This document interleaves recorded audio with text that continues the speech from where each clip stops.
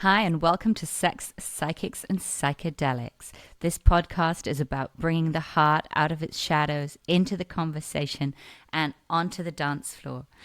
I'm Banana Jane Garnett. I'll be your guide into this inner liberation journey where we unite healing modalities to remember once again that we truly are the medicine. Mistress Cyan is a businesswoman and a philanthropist. She's a leader in the Los Angeles BDSM world and the transgender community. She's been organizing BDSM events for over 20 years. She runs the Sanctuary in Los Angeles, which is a thriving BDSM entertainment and education complex.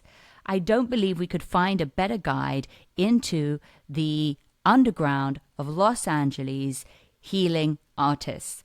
Mistress Cyan, welcome to Sex, Psychics, and Psychedelics. Well, thank you for having me. How is your day going? My day's going all right. I've been feeling like I have so many questions to ask you, and I just want to apologize in advance for asking very remedial questions because some people don't know anything about the world that you're in, and this podcast attempts to sort of bridge different healing modalities and people who are all the way in, people who are all the way out, and so we might be a bit basic at times. Um, Not a problem. And there's a lot of people right in there in between. well, exactly. So, let's start with you. I know that you're such a key figure in Los Angeles and in the BDSM community, and please tell me how you became Mistress Cyan. Okay. Well, it actually goes back a ways. I've always felt that there was a kinky side to me. I just didn't know what it was. And even growing up as a child, I was just infatuated with things like the Batman show, where at the end of the first episode they would always get tied up and in some kind of predicament. You know, it was never something where the villain just killed them off. It was always really exciting. And to me, the bondage thing was just something that I thought was very interesting. And playing with my brother and his friends, cops and robbers and things like that, was always fun to either catch them and tie them up or be caught and be tied up. So I didn't even know what it was at that time. But as I got a little bit older and started trying to investigate into it a little bit, it was almost a little scary because back when I was in school, the only thing in the libraries was things that said BDSM and kink and fetish were all mental illnesses. So you can imagine, as a young teenager or something, when you're reading it, something trying to get information on things, and you see this. So it kind of went into this like, okay, I'm going to keep it all secret, and I did. I got followed my regular world. I graduated college, went into the corporate world, left the corporate world, started working in the music industry, and that uh, one day I stumbled onto this magazine that had a lot of kinky ads in it. And the way it worked back then, because there was no dungeons and the internet and stuff, they had these ads and it had a code on it. And if you saw something that you wanted to answer, then you would write a letter and put it in an envelope and you'd write that code on the envelope. And then you would put it into another envelope and send it to the publisher, who would then open it up, look at the code, put the address on it, forward it to the other person, and then they would contact you. And when I got contacted by a couple of people I wrote, and I got invited to their house, private party, and that was my first introduction to things. And it was actually, uh, I have to admit, kind of scary. Uh, the first scene I was brought into was in they had their garage converted to a dungeon. Again, there were no dungeons like we have now. And I walked in and I saw all these scenes going on. And I'm like, oh my God, I got to get out of here. There's people hitting people. There's one scene that I saw, this woman was inverted, suspended, and they were putting hot wax between her legs. She was screaming. And the person that invited me over, they said, just watch. There's no drugs, there's no alcohol, it's all consensual. And when that scene finished, Wait, It wait. I'm was, trying to get the picture. You said she was upside down with hot wax going between her legs. yes. Wow. Yeah. And so it was pretty intense. And Yeah. this is the Yeah. first live scene, right, I've ever seen. Yeah. Yeah. And, but what I stayed like they asked me to. And when it was finished, there was such this warm, embracing aftercare and love and stuff. It was like, wow, this is interesting. So I kind of stepped into that world a little bit with the people I got to be friends with. And when I wanted to start in getting involved, I they told me I had to start as a submissive. I've always been dominant my whole life, and type A and everything else. But I decided to try it because I like the bondage. But Yeah, yeah. So hold on. So you went from feeling scared and overwhelmed to wanting to try it. The care was the pivotal thing, or what was the thing that made you want yeah, to go in?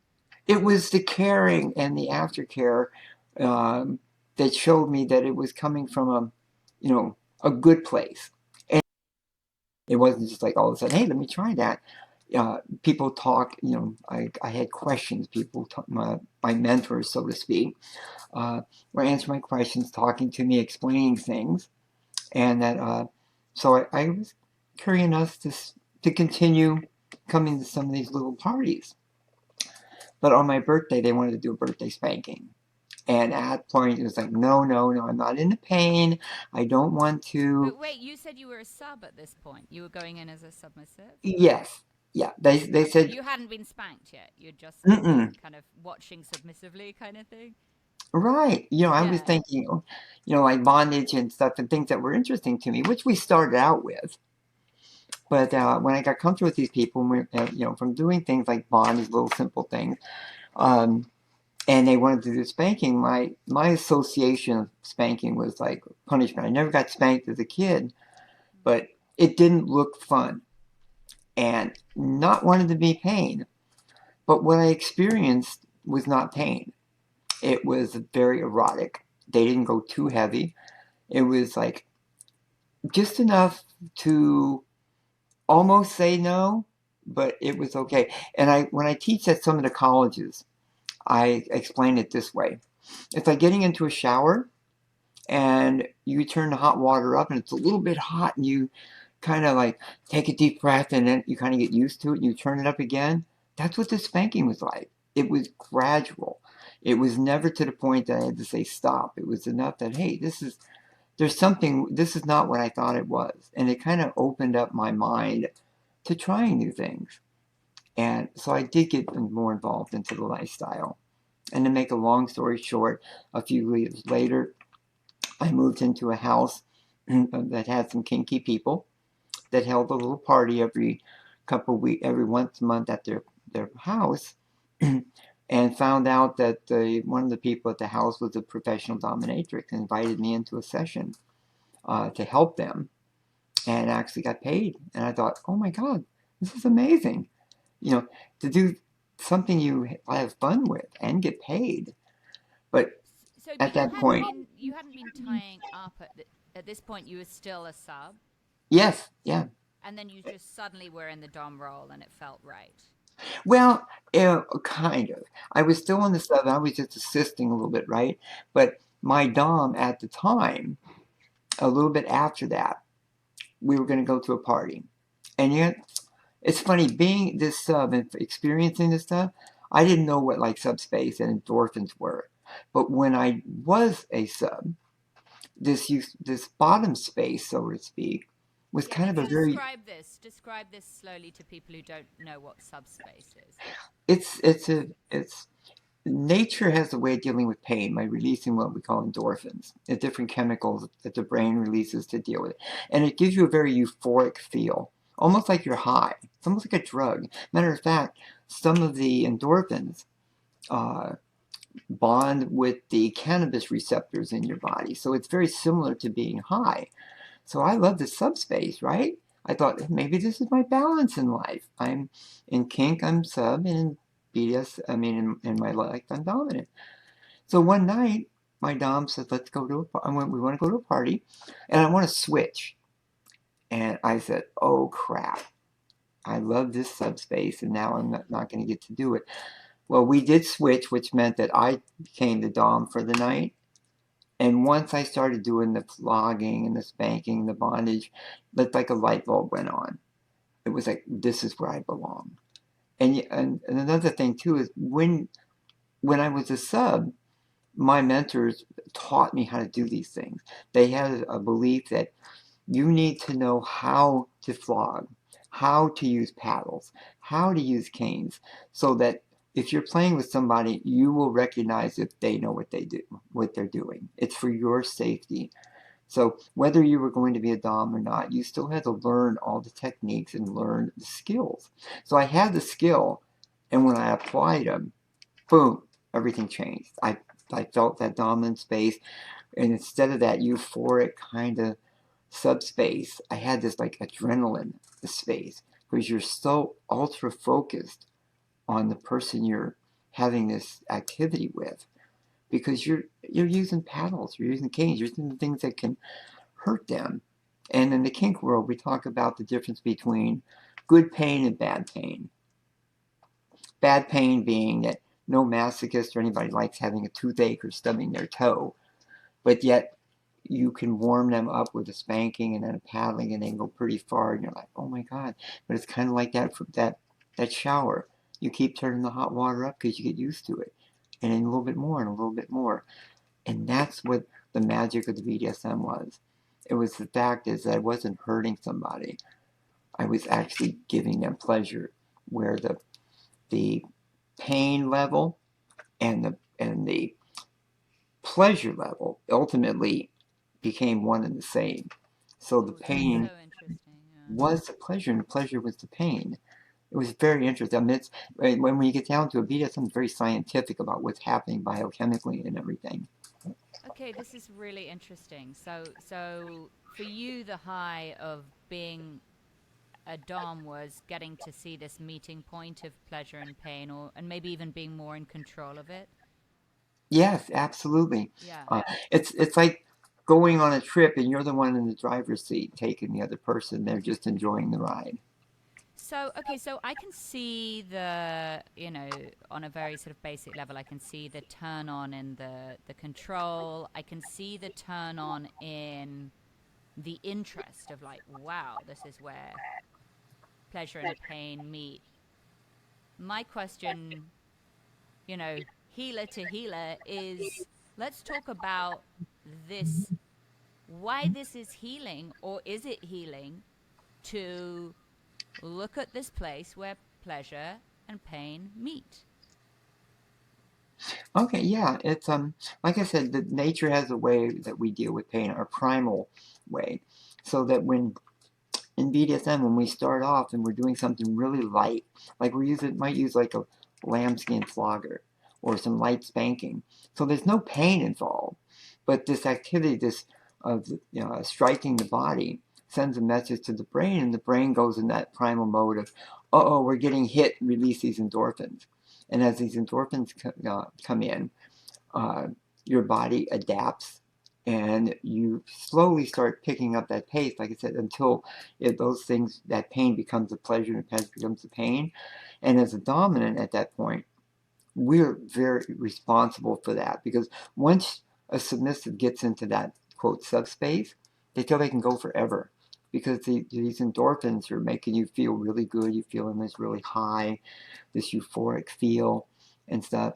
So as a dominant, it's our responsibility to say, okay, we went far enough, or something, we're going to start winding it down now. There's an old saying I heard that I thought applied to this, and somebody said to me, you know, you can drop a frog in boiling water and he'll jump right out, but if you turn the heat up slow enough, you could cook them. And that's kind of like what happens with BDSM when you're going at a level where it's gradually it's like going from the first floor to the second floor. Instead of jumping up there, you're going up the steps, so you don't notice how far you're getting because it's the incremental steps that you're taking in it.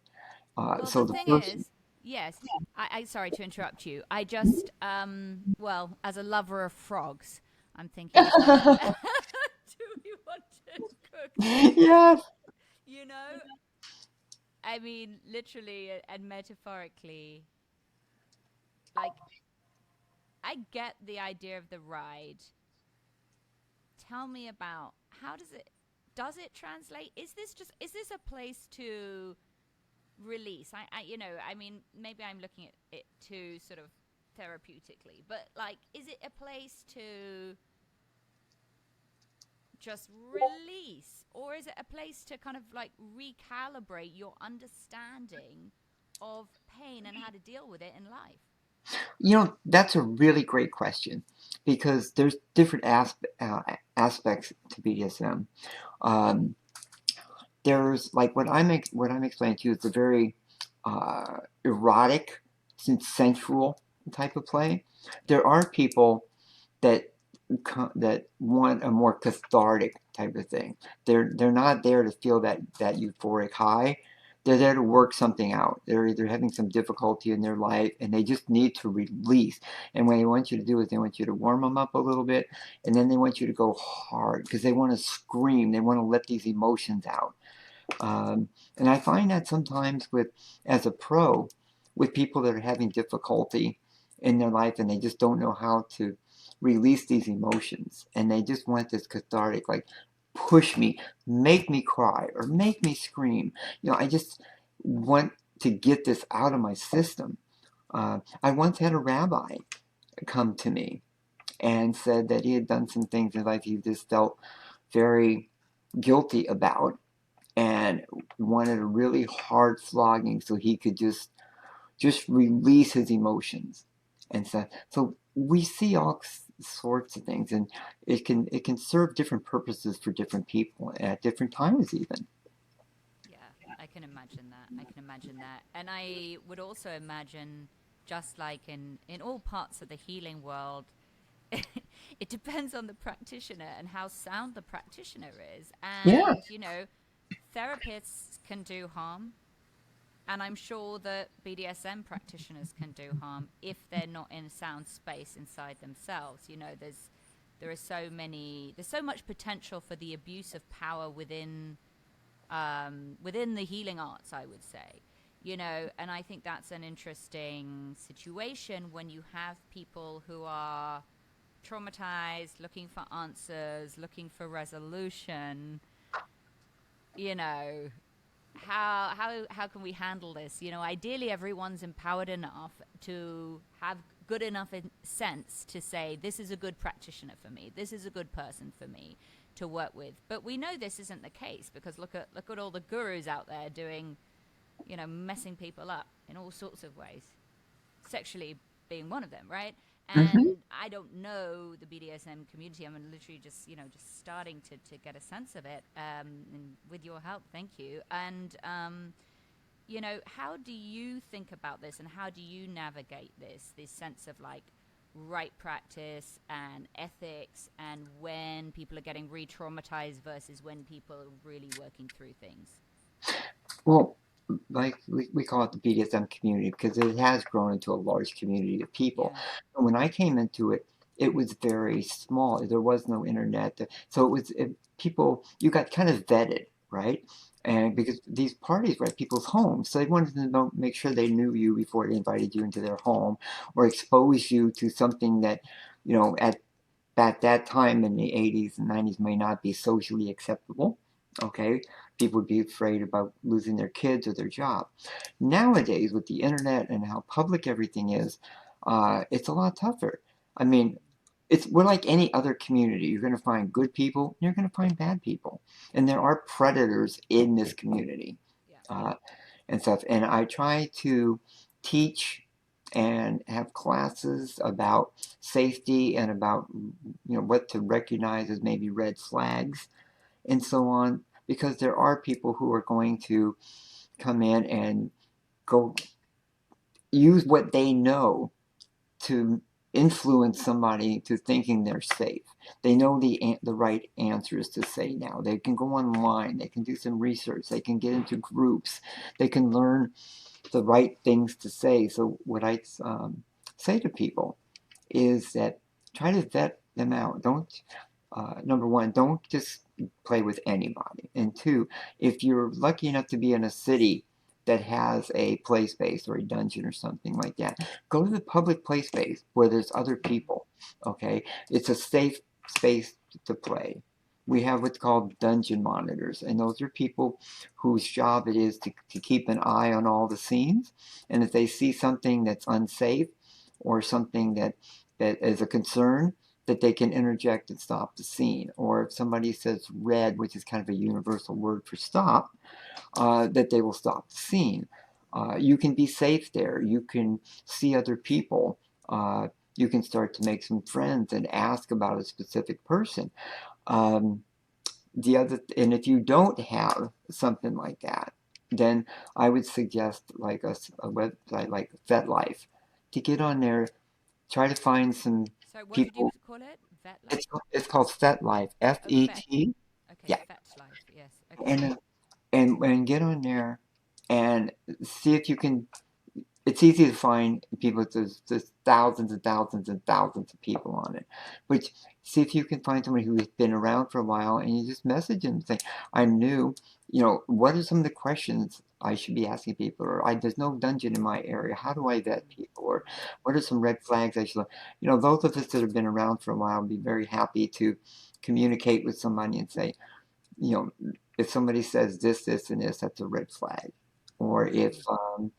if they're trying to do things too quickly or push you things, anybody who's knowledgeable about this and safe will not push you. They will explain, they will discuss with you what things are. They will come up with safe words. They will, uh, make sure that you feel safe. They give you references. It's when people just kind of jump in. Oh yeah, I'll come over to your house and play. That sometimes people get in trouble. Yeah, this is so. Thank you for that. It's very interesting. I love the emphasis on safety. And also for me, I kind of grew up thinking a dungeon would be to go to a dungeon would be kind of a deep dive, into like committing to this world. And I mean, I went to my first one the other day, and I didn't even know before I went that I could just go and just watch and just check it out, Oh, you know? And that was so nice. I was like, oh, that's great. You don't actually have to do anything, you can just feel into it. I didn't know what a scene was. You've been talking about scenes, so oh, could you describe to somebody who doesn't know what a scene is in dungeon world? okay. That's the actual activity. That's like if you're negotiating a scene. It's more about sitting there and saying, okay, let's discuss what we're going to do here. What are some of the things that interest you? What are some of your limits? So somebody might say, I'm into, I'm curious about impact play, which is like spanking or flogging or things that you're going to hit me with. Okay, but I don't want to play like electrical play or um, I don't hit me with a belt. I had a person one time that said, "Oh, I'm a really heavy player. You can hit me as hard as you want with it, but don't use a belt." Because growing up, his father disciplined him with a belt, so it would trigger him. So those are the kind of conversations that we have. What kind of things are we going to use here? What are some things? This is your safe word. If you say yellow, it means I'm going to slow down or check in with you, or we're going in a direction you're not comfortable with. If you say red, it stops. No questions asked. So you're negotiating what's going to be done, and when you actually start that activity, is what's called a scene. Okay, that's what we kind of refer to as a scene. So when we say something about we had a scene with someone, it means that you had some kind of play activity with that person. What's the kind of smallest unit of play? I mean, could you like it has to be kinky in some way. It has to Oh be. no, So what actually, could it be? Like what's the most vanilla smallest thing of play, and like what's the let's look at the spectrum of it, and like what's the okay, craziest like foot worship. foot Someone worship? who's into foot worship that's got a fetish about feet or shoes or heel. I mean, they will sit at your feet and give you a foot massage, rub your feet, kiss your feet, and because that's their kink. Their thing is they're so turned on by women's feet or something. So that's about the simplest thing. So Uh, Cyan, if I just wanted a good foot massage, I could come to the sanctuary and be a foot sub. oh, you could. Oh, you could. You get. if you wanted to have your feet massaged, you could be a dom Okay, and okay. have subs come in and worship you and Yeah. do you foot rubs and things like Okay. that. I'm gonna think about this. Okay, so you're saying Now, so okay. what Yeah. I meant to say is that the term BDSM is Mm, actually those four letters interprets into three different categories. okay. Um, the first two letters, the B and D, is bondage discipline. Then that's the kind of stuff where it's about the play, tying you up or putting you in restraints and doing some spanking and so on. The middle two letters, the DS, stands for dominance and submission. Okay, dominance and submission may not have anything to do with play. People who are into DS may not have any interest in being spanked or any activities. What they're involved in is the dynamic of being dominant and submissive. One person being in charge, when the other person is in service, getting them things to drink, getting them fixing them something to eat, uh, doing things for them. They find gratitude and fulfillment in doing something for someone that makes them happy. And the dominant person is the person who is like enjoys giving the direction, being in charge, making the decisions. So they may not be into play. They might, but it doesn't necessarily have to be. And then the last two letters, the S and M, is more of that traditional stuff that you see in the movies, the sadomasochism, the really heavier hard play. So we got the BDSM, or the B and D, the DNS, and the S&M, and together that's BDSM. And the symbol for BDSM is like a yin yang, but it's three sections. And it's called the triskelion. So there's so many different aspects Wait, within slow the. down with the triskelion. What's on what? It's like the yin yang symbol, Yeah. okay, but it's three. And what are It's the three three parts? sections. Excuse me. Are the three parts of the B and the D, Yeah, yeah. the One D and the represents S the B and the and the D, the D okay, and the S, and the S and M. okay, okay. And what defines play? That's a scene. That's A basically scene. doing a scene. Yeah. People don't call it, it's not abuse. The one thing that the foundation of BDSM is on is trust, honor, respect, and consent. Okay? Everything has to be consent. If the line of consent is ever crossed, it then becomes abuse. Okay? And one thing that we take very serious in this world is consent. Okay? The dominant we can't control and take control over anybody else without them giving that control. That's what's called the power exchange. When that bottom person or that submissive person says, "Yes, I want to do this.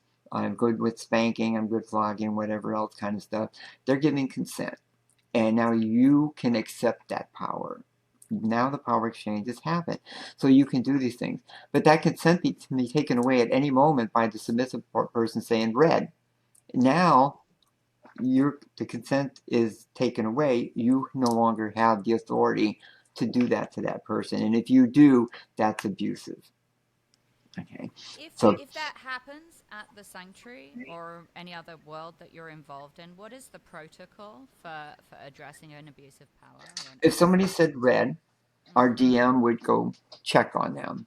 And if it was just like, oh, I'm just going a little bit too far, we'd give them some water and tell them, okay, you guys need to kind of start, wrapping everything up now. If it was something where somebody said, for example, I don't want to be touched in the genitals, and they're in bondage, and peer person spanks them and reaches around, touches, and they say red, and the reason they said red was because a limit was violated, then we would ask that person with the violation to leave. yeah, yeah, yeah. So in the sanctuary, and I'd love to come visit at some point. But can you describe to us, because I know you have like 40 employees there. It's quite a big Yeah, yeah. establishment. Could you tell me how the establishment works and the different parts of it? Oh, yeah. Well, Sanctuary is kind of a multifaceted business. Um, During the days, 7 days a week, we're open. We have professional dominance, switches, and submissives. And we have clients that will come in and book an hour or so. If they're a dominant person and they enjoy doing spanking or doing activity, they'll come in and they will, you know, uh, schedule an hour session with one of our submissives, and so they can do the spanking with them and so on. If it's someone who sometimes who's looking to explore and they don't know what BDSM really is, they're just curious about it, or they've seen it, went to a party and they've seen it, they want to try it, they may come in and ask for a switch. And a switch is someone who identifies it kind of as both. You know, they can do topping, bottoming, dominant, submissive, and they'll come in and be able to show the person this is what it's like to be spanked, and then they'll let them do it to them.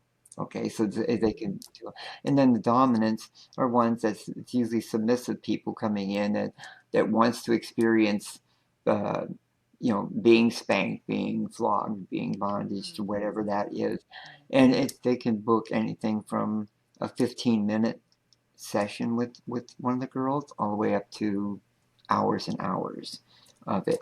Wow. And again, we have all kinds of experience level of people that come in. I mean, our clients range from probably early 20s up to their 70s. Uh, to come in, so people who are just exploring, people who just don't know what this is about, all the way up to people who've been seeing and playing in the scene for 30 years or 40 years. So, if I was to ask you what kind of person is attracted to coming to the sanctuary, would you have an answer to that? Well, predominantly are men. Okay, we have a lot more men than women come to the for the professional part of it. Okay, um, and that and many of them are people that are that are into this, but they may be with a significant other that doesn't understand it or doesn't approve of it. Uh, Sometimes the the wife or the significant others, they're fine with having them come to the dungeon and schedule a session because they're not into it, but they're not judging their their significant other. We have others. I can't tell you how many men I have had tell me in the past that if it wasn't for the opportunity to come and release these things, they probably would not be in their marriage still.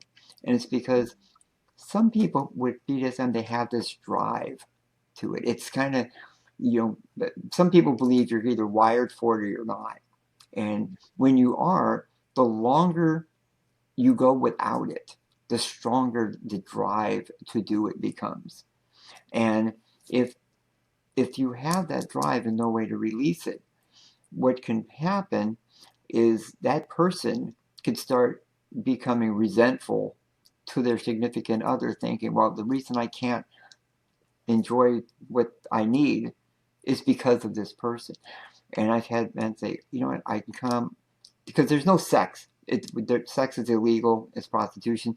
So in BDSM and for professional sessions, there is no sex. There's no penetration. There's no oral genital contact. There's nothing going on with sex. So they're not cheating. They can come in. They can have an activity, a BDSM activity. They can release these emotions or whatever, this endorphin rush and stuff like that, and then go home and be happy. And they don't, and they feel good. They haven't cheated on their wife or their girlfriend. They haven't done anything that was immoral on there. And so we've all of that in between. That uh, people who feel that they need people, other people who just want to enjoy it, other people who like, wow, this really spices it up. And we have couples come too. We have couples that come that they've seen 50 Shades of Grey, or they've come to a class and they want to learn more and they want to do it. So they come to see a professional who can advise them and demonstrate and show them how to do it on each other, if that makes sense. Yeah, yeah, that's great. Like, if I wanted to come, I could come for a class, or I could get a private, or I could come with a partner. Sounds like so many options, and I just wanted to reflect on what you were talking about, which I think speaks to violence, and the culture, and that we don't really have outlets. I mean, we do, because look at what you're doing, but I think it's still not fully embraced. I do feel that it's changing. I'm sure you've witnessed there's been a huge rise in sort of the popularity of BDSM and the attraction to it. Maybe 50 Shades of Grey did have something to do with it. But I do think it's more and more seen and more embraced. But it was pretty fully underground. Mm-hmm. Can you speak to that, to this sort of um, the rise in popularity of BDSM and what that's about? Well, 30 years ago, if you ever saw anything about BDSM or kink in a movie or a TV show, it was all they were always the psycho killer, or the villain, or there was something evil about it. I think at some point the media started to understand a little bit more about it and the eroticism that's involved in it, and started portraying it a little bit different. A lot of people in the BDSM community hate 50 Shades of Grey. And I admit there's a lot of problems with that movie as far as like from someone who's in BDSM. We felt that there's a lot of those scenes that almost seems abusive. I mean, number one, the guy seems like he's a stalker, okay? Following her around, doing all these things. Uh, there's a scene in the movie where he's angry and he's, flogging her and stuff like that. Doesn't happen in real life. In real life, BDSM people do not play if they're angry, okay? They do not take their anger out on somebody else. We don't play if we're in a bad mood. We don't play in a if we're upset with someone. That's unacceptable.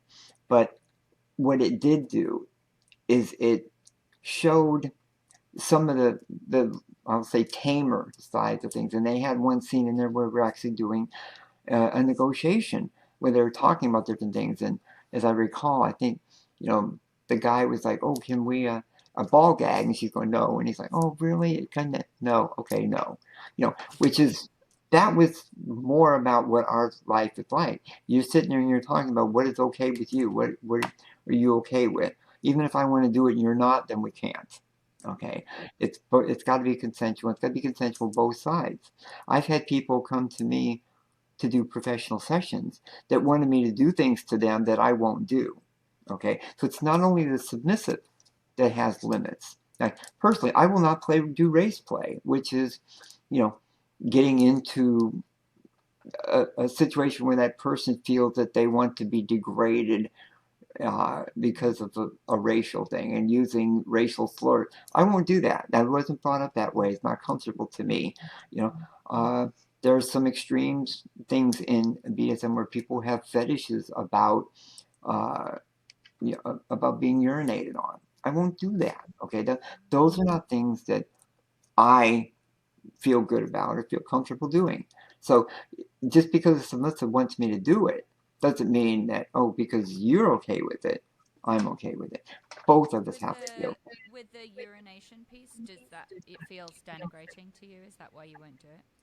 No, it's just that it's just not something that does anything for me. I mean, Yeah. there's some people who are actually into the extreme end of defecation, and to me, you know, my in college my major was biology and entomology, so I know what's going on in the body biologically and physiologically, and excrement can be dangerous if it's ingested.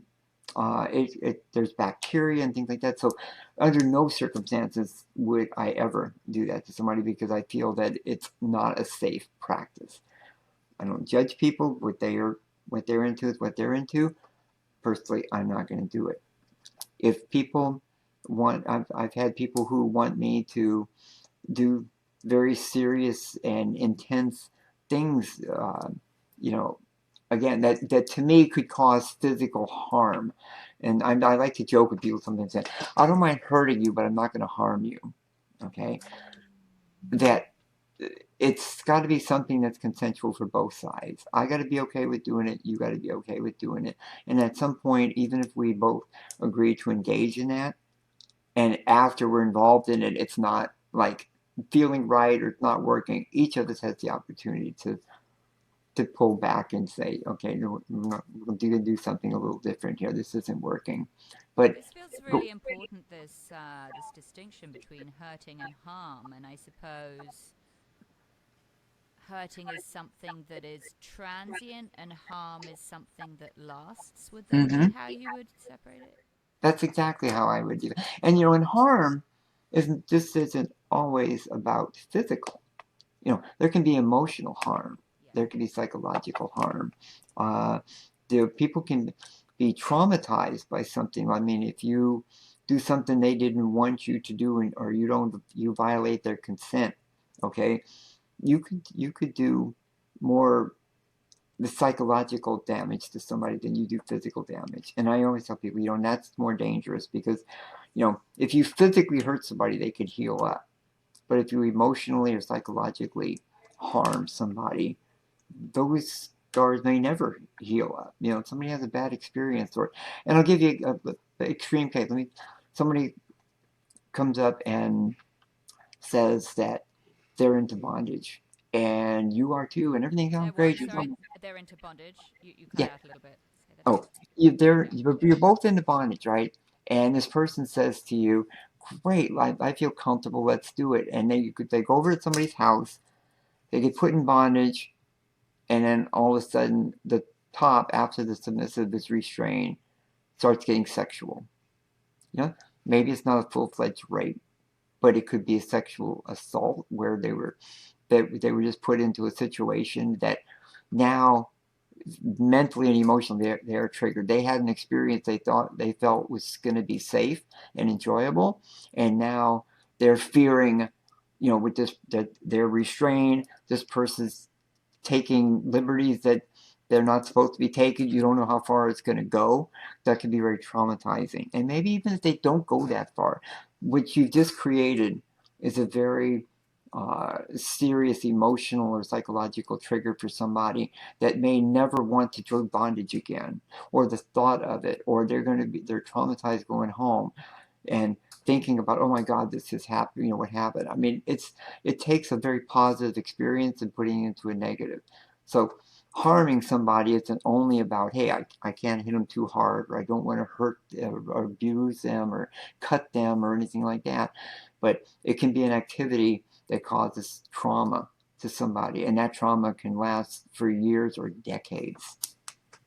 Do you think first of all, completely agree with you? Do you think that we can undo harm by going back into the same sort of methodology? For example, do people come to you and say, I was harmed by an unethical S&M encounter. Can we go back into a similar S&M encounter and reinforce the boundary and the safety through that reenactment? Or do you think that's just a bad idea and they should go talk to a therapist? Actually, I think both. Uh, I think speaking to a therapist is good. Okay, especially if it's a kink-aware therapist. I mean, I've known people that went to therapists.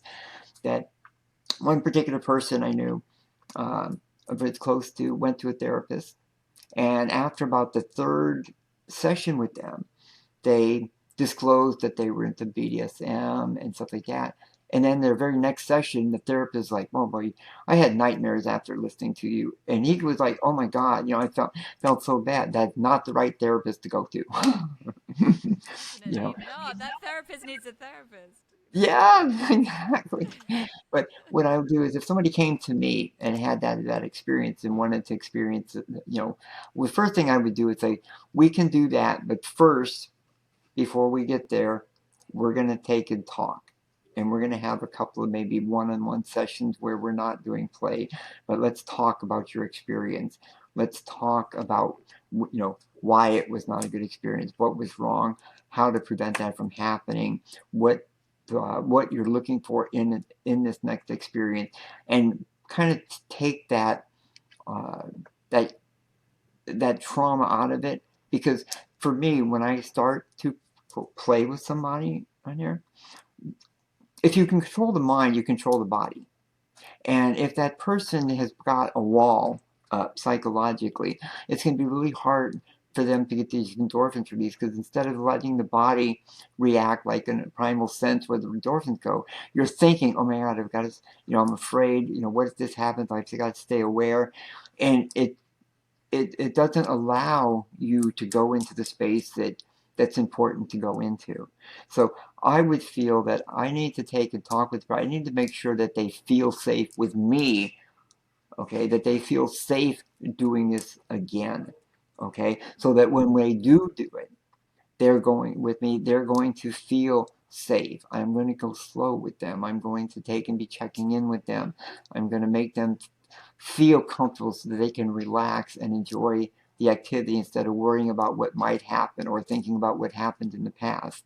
So I think that there's a lot of communication and a lot of uh, pre-counseling that would need to be done before they jump right back into it. Mm, thank you for that. I appreciate that. Um, this is a bit of a strange segue, but it was in my notes to ask you about the differences in the sort of sub communities, because I know that you're known for leather. Is that right? Yeah. Yeah. Can Um, you explain? So there's leather, kink, BDSM. Can you explain the sub communities? And I am very curious about the leather part as well. Okay, well, very simply, it's like if somebody asks me what's the difference between BDSM and leather, I will generally say BDSM is what we do and leather is who we are. And I can take a real quick brief and explain about what leather is. Um, Leather is where BDSM came from as far as like as we know it today. After World War II, uh, there was a lot of gay men in the military, okay, that were into the very ultra masculine thing.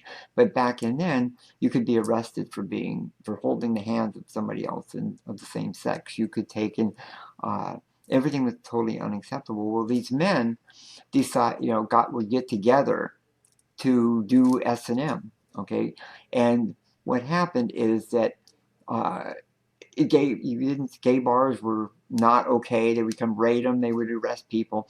So they adopted a persona that they thought would be safe, and that was they wore like leather jackets or vests. They had a club patch on it. They rode motorcycles, and the most famous one is the one that started in LA called the Satyrs, and so their thought was we look like bikers. We ride Harleys. We're wearing leather. We got this patch on there. We do these runs.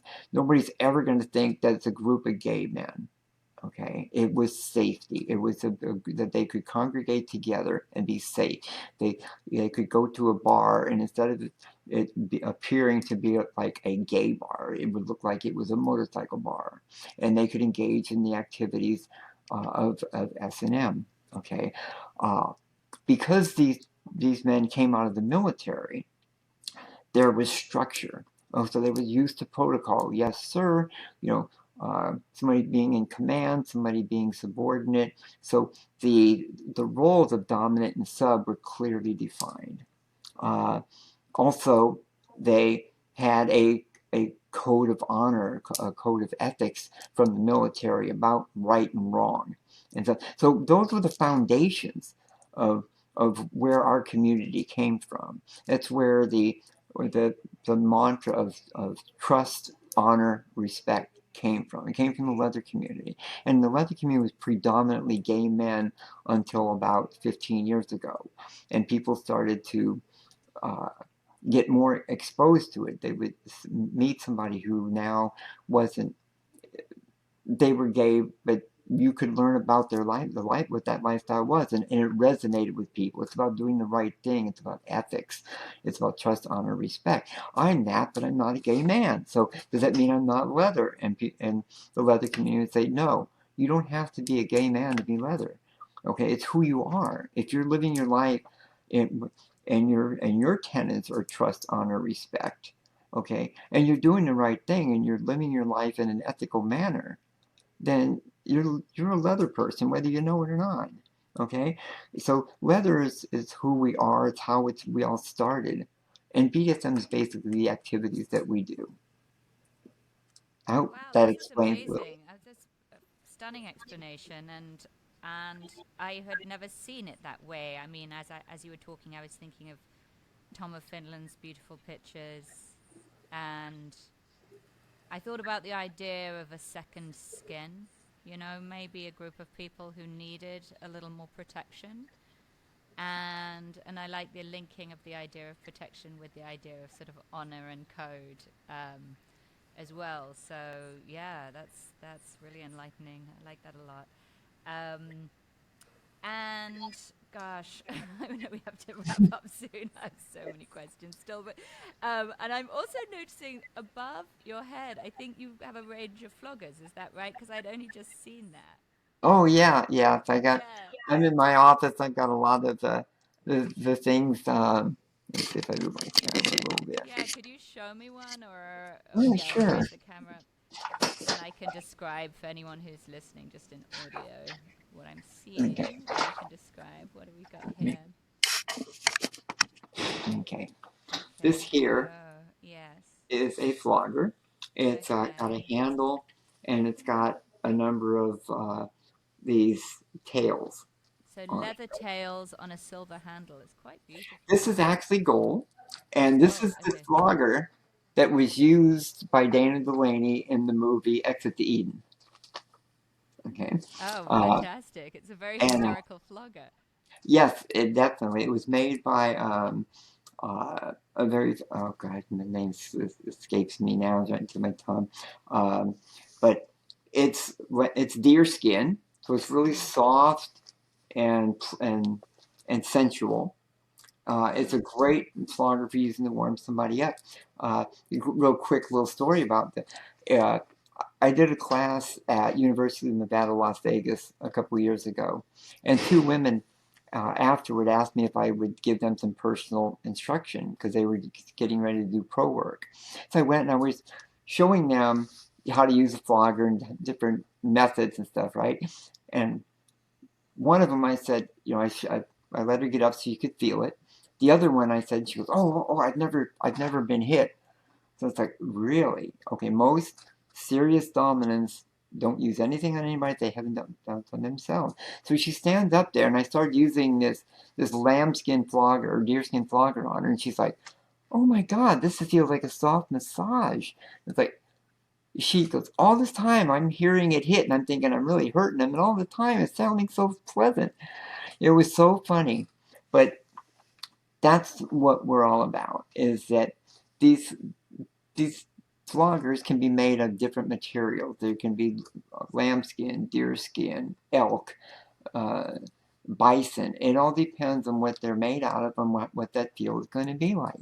So, traditionally in a quote scene, I would start off with something like this, which is very soft and very light and be like a very sensual massage. There's no pain at all on it.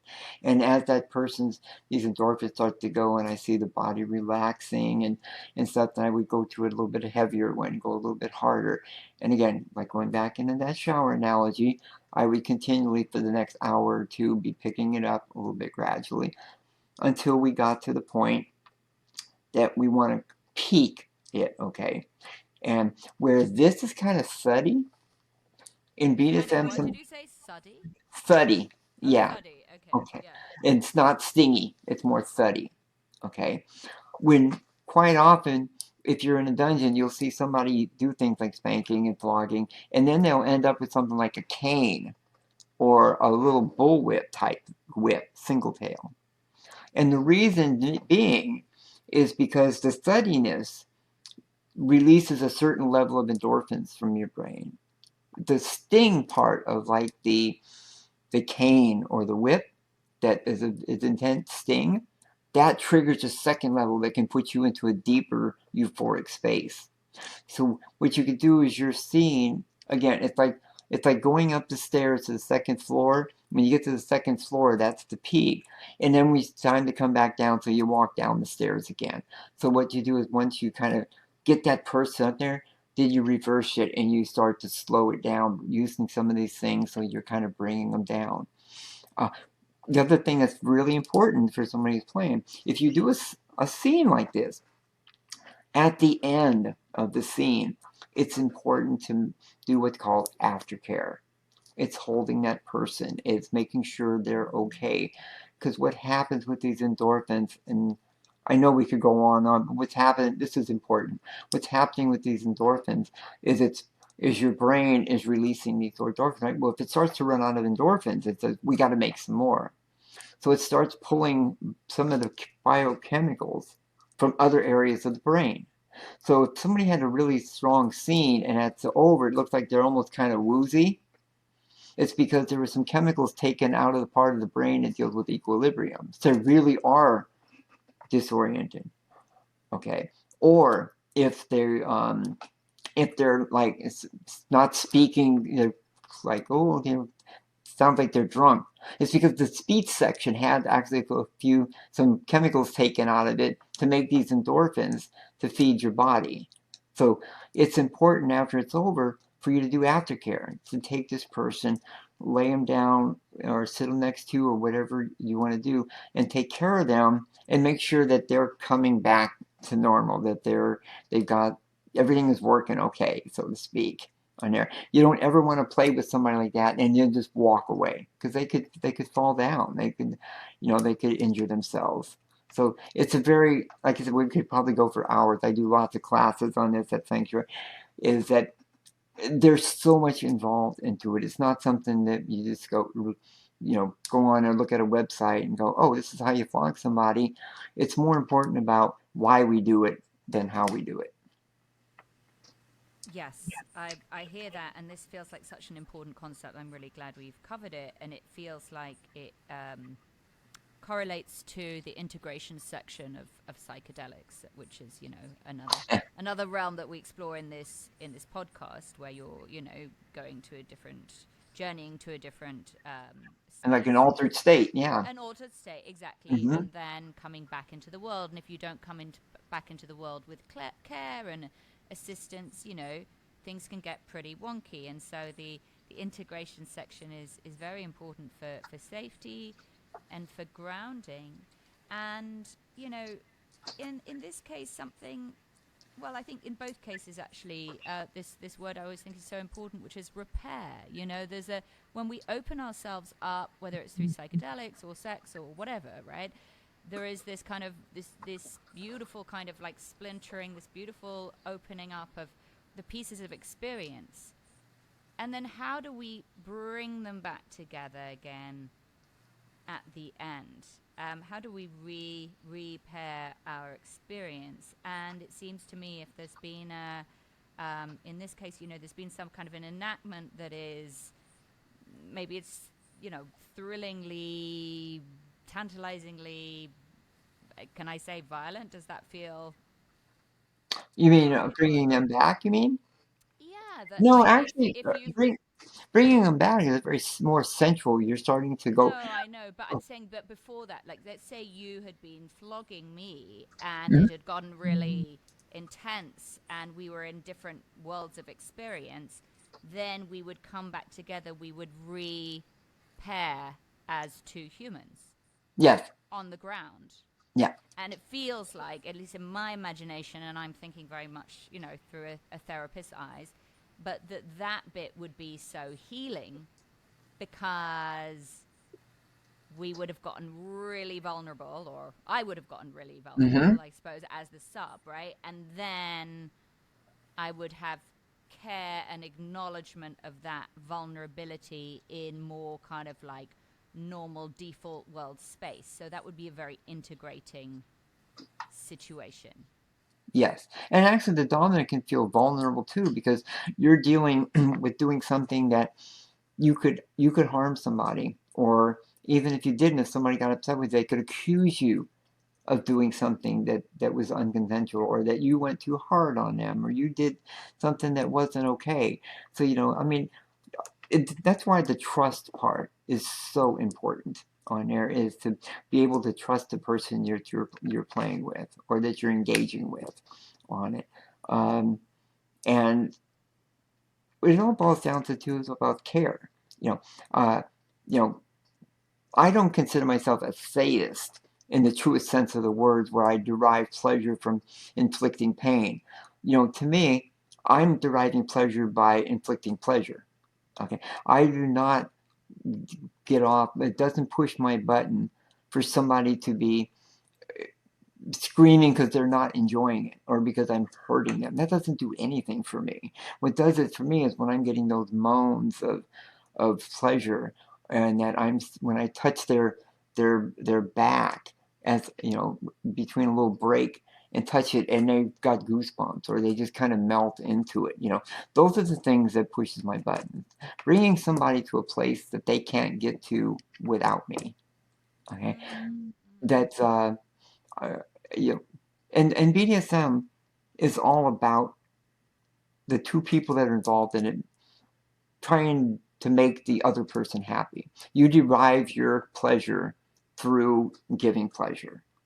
It's in a in a weird sort of way. I mean, bonding in a BDSM scene is different than any other part. Like I've never experienced the type of bonding between two people in any area of my life, romantic, friend, nothing that you get into in a BDSM scene. I mean, I almost think it's almost like a spiritual or an energy exchange uh, because of the deep level of trust, the deep level of caring, the level of attention to how the other person is feeling, what they're doing, where they're going, how they're reacting.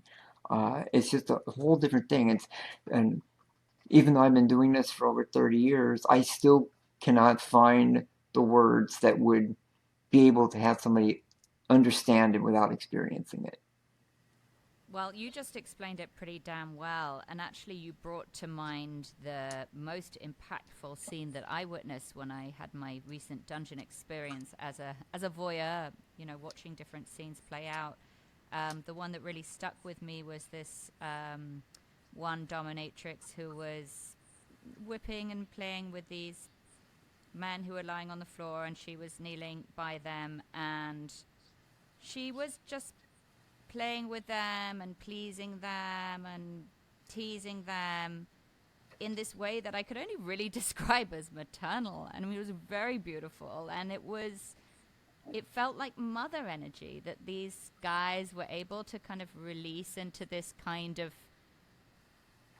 safe, pleasurable, varied, playful care, for want of a better word. I just hadn't imagined it like that, and I saw it. I was like, oh, my healing bells went off. I was like, oh, healing, and which I think is what brought me to you, and you just explained it so beautifully, and I think that's what I was sort of like.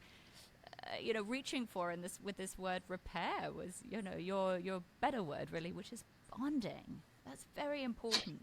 And it's very important in today's world where we are suffering from quite a lot of, I don't know, Oh, fractured experience and disconnection. So I really value the work you're doing. And I would love to close up with two questions. And one is your wish for your work, and then I'll get to the next one. So if you had a wish for your work, what would it be? actually, my wish is actually coming true, and that is about educating people and making it a safer space and something that people can engage in without shame. And what's happening is that I used to get called to be a speaker for like at some of the colleges for like their sex ed type classes and something like that. What's happening now is I'm getting called to do a lot of guest speaking engagements at places like Stanford, UCLA, and Occidental and stuff to sociology classes that people who are going to become uh, therapists or become social workers or intake nurses, educating them more about what this is. Like, for example, I had one class where there was some people that were could be working with intake. And they asked me, they said, how would I, if somebody came in and I was, whether it was in an ER room or I was doing something about social work, and this person had bruises on them, how would I know it's BDSM or not, or abuse? And I told them, education, for example, if somebody came, if I was an intake person and I saw somebody bruised up, or I was in an ER and they came and they had marks all over their back, or I would say to them, looks like a pretty intense scene. If they were in the BDSM, they would know by you saying a scene that you're aware of what BDSM is, and they would be able to say to you, yes, I did. We had a really heavy play or I'm a masochist or something like that.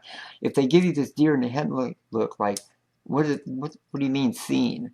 Then it's not BDSM. It's probably something to be abusive. So there's little things through education, even if you're not a practitioner, that you can learn some of the language, okay, some of the signs, where those marks are, okay, what kind of marks are those, uh, verbally speaking with them to be able to determine whether this is something that's abuse or if it's something that's consensual BDSM play.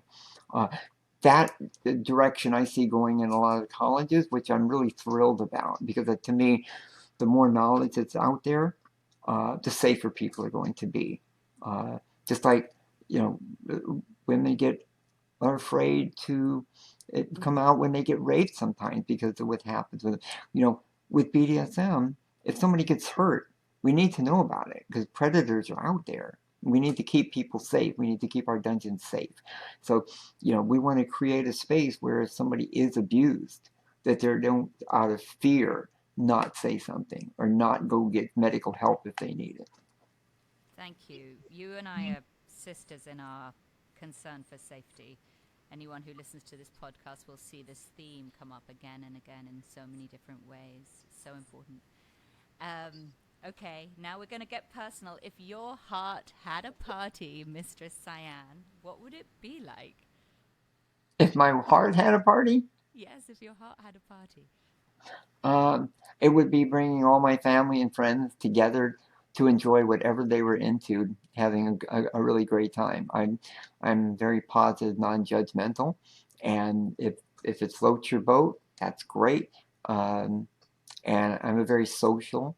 People are a little intimidated by me, but I really do like social activity, and I really do enjoy being around people who are having a good time. And if I can help facilitate that good time, even better. It seems like you're already doing that, so bravo. Thank you. Thank you. Well, I've had a great time talking to you today, and I've learned a lot, and I hope we can continue the conversation. I'd love to come visit you. So, Oh, absolutely. I'll tell you, yeah. we could go for We could hours. go. We can, and maybe we will. Maybe we will. Maybe we will. But we'll wrap this one here. But I really do want to carry on talking for sure. It's great stuff. Okay. And if you're welcome to come out to Sanctuary anytime, we do classes, we do the play parties, we do, we've had vendor fair, do a lot of things. And if you're available in June, come to DomCon in LA. DomCon is a 5-day professional lifestyle domination convention in our 22nd year at the Wow. Hilton. And we have 50 or 60 classes and workshops. We have socials, we have Wow. demos um, and I stuff. might just So be there. I might just be there. be my Okay. guest. I would be happy to guest you into that. Thank you so much.